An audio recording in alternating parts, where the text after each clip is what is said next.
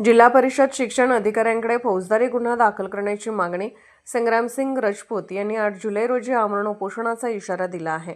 जयसिंगपूर परिसरातील काही अनुदानित माध्यमिक शाळांकडून विद्यार्थ्यांकडून विविध कारणांखाली बेकायदेशीर शुल्क आकारले जात असल्याचा गंभीर आरोप दलित प्रतिष्ठान सामाजिक संघटना महाराष्ट्र राज्याचे अध्यक्ष संग्रामसिंग राजपूत यांनी केला आहे। या प्रकरणी संबंधितांवर फौजदारी गुन्हा दाखल करून कठोर कारवाई करण्यात यावी अशी जिल्हा परिषद कोल्हापूरच्या शिक्षण अधिकारी यांच्याकडे लेखी तक्रारीद्वारे केली आहे। राजपूत यांनी 3 जुलै 2026 रोजी दिलेल्या निवेदनात म्हटले आहे की अनुदानित शाळांमध्ये शिक्षण मोफत असतानाही विद्यार्थ्यांकडून प्रगती पुस्तक, अभ्यासक्रम, डायरी, प्रयोगशाळा, ग्रंथालय, जिमखाना, देखभाल निधी, स्नेहसंमेलन, शाळा परिसर आदी विविध कारणे सांगून शुल्क आकारले जात आहे।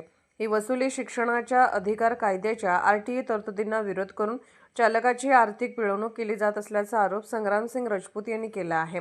याशिवाय एका वर्गात तब्बल 80 ते 90 विद्यार्थी बसवले जात असल्याने शिक्षणाच्या गुणवत्तेवर गंभीर परिणाम होत असल्याचा आरोप निवेदनात करण्यात आला आहे। संस्था सुरू झाल्यापासून विद्यार्थ्यांकडून घेतलेली कथित बेकायदेशीर फी परत करण्यात यावी अशीही मागणी करण्यात आली आहे। सहनशीलतेचा अंत झाला की क्रांतीचा उगम होतो।